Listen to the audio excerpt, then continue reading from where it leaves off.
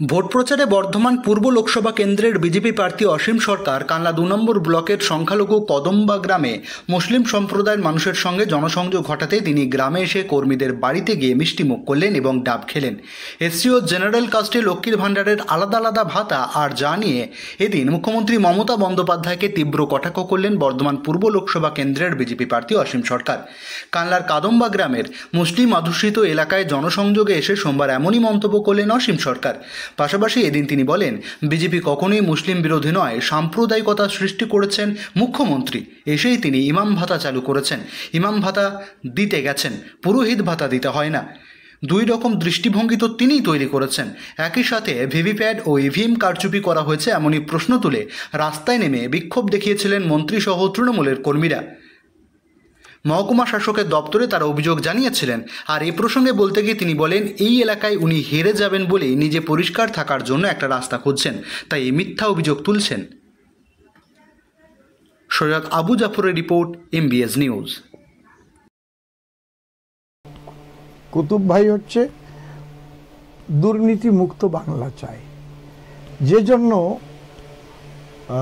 যদিও আগে সবাই আমরা টিএমসিকেই কিন্তু এনেছিলাম, মাননীয় মুখ্যমন্ত্রীকে বড় আশায় করে এনেছিলাম যে মাননীয় মুখ্যমন্ত্রী বাংলার ভার গ্রহণ করার পরে বাংলা সুন্দর হবে, সোনার বাংলা হবে, চোর মুক্ত এবং দুর্নীতিমুক্ত প্রশাসন হবে। কিন্তু পরবর্তীতে যখন কুতুব ভাই দেখলেন যে না, যেটা চেয়েছিলাম তা হলো না, তার উল্টোটা হলো, তারপর উনি বিজেপিকে মনে প্রাণে সমর্থন করেন। তার জন্য অনেক অত্যাচার নেমে এসেছে, অনেক মার খেতে হয়েছে। আমি খবর নিয়ে দেখলাম যে কুতুব ভাই এবং তার সাথে যে ছেলেপেলেগুলো আছে তারা সত্যি সত্যি ভারতীয় জনতা পার্টিকে ভালোবাসেন, আমার মোদিজিকে ভালোবাসেন। সেই জন্যে আমি চলে এলাম সেই বাড়িতে। আমার সঙ্গে পারভেজ ভাই রয়েছে। আমি এসে মায়ের যে স্নেহ পেলাম এবং এত সুন্দর কথা এবং বুনিয়াদি ফ্যামিলি, আমার খুব ভালো লাগলো। অনেকেই বলেন হচ্ছে বিরোধীরা বারবারই অভিযোগ তোলেন যে বিজেপি মুসলিম বিরোধী।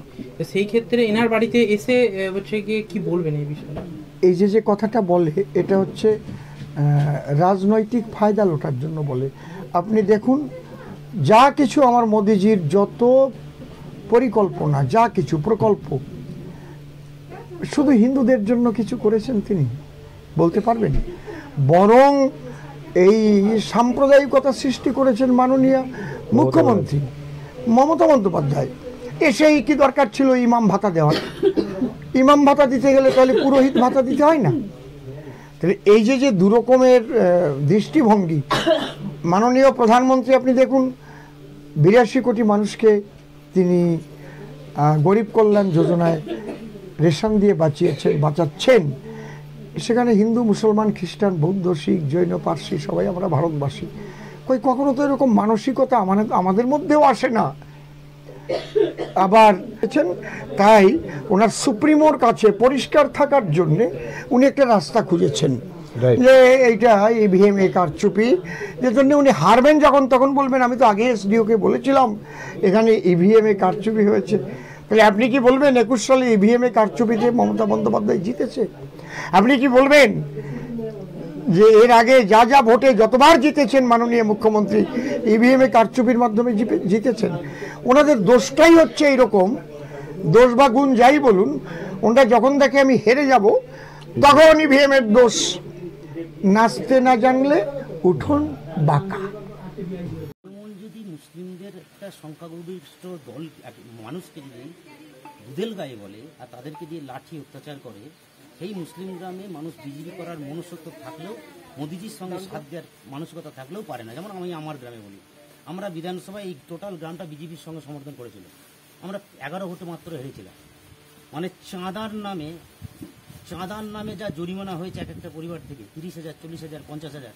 আমাকে তো ভোটের পর নির্বাচনে মার্ডার করে দিচ্ছিল। রাতের অন্ধকারে বাড়ি ফিরছিলাম 10টার সময়, আমাকে আমাদের গ্রামের 10 জন মিলে মার্ডার করে দেওয়ার চিন্তা ভাবনা করেছে। পুরো রকম আমার প্রাণে বেঁচে গেছে। মানুষ ভয় সন্তুষ্ট। অভিযোগ জানিয়েছিলেন? হ্যাঁ, অভিযোগ জানিয়েছিলাম, কাল্লা থানায় অভিযোগ জানানো হয়েছে। কেমন লাগছে আপনার এখানে যে প্রার্থী এসছে, আপনার এখানে কেমন লাগছে? খুব ভালো লাগছে আজকে, অনেকদিন পর আবার মনে হচ্ছে প্রাণ ফেলে পেলাম। আমাদের যে মোদিজির যে আদর্শ, সেই আদর্শ মনে হচ্ছে আবার কাছ থেকে আবার দেখতে পাচ্ছি যে আমাদের ভারতীয় জনতা পার্টি এই সরকার করতে চলেছে। এতে কি আপনার ভয় সন্ত্রাস কিছু কাটবে মনে দেখুন, হয়? ভয় সন্ত্রাস তো অবশ্যই কাটবে।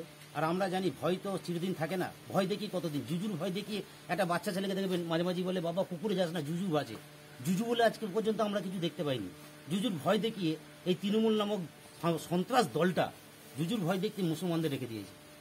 আর মুসলমানরা এই জুজুর ভয় খাবে না, মুসলমানরা আবার ফিরে আসবে, বেরিয়ে আসবে। কি করলেন প্রার্থী আপনার বাড়িতে এসে? হ্যাঁ, বাইরে আমার সৌজন্যবোধ যেটুকু আমার করার কর্তব্য ছিল সেটুকু করেছি। আমরা আমার গ্রামটাকে দেখালাম, গ্রামের মানুষকে বার্তা দিলাম যে আমরা তোমাদের পাশে আছি, তোমরা আমাদের পাশে আছো। প্রার্থী এসে মানে খাওয়া দাওয়া করলেন? হ্যাঁ, খাওয়া দাওয়া এসব নাস্তা হালকা একটু নাস্তা পানি করেছেন, ওনার টাইম অত ছিল না, হালকা নাস্তা পানি করেছেন। আমার বাড়িতে আমার মায়ের হাতে রান্না খেয়েছেন।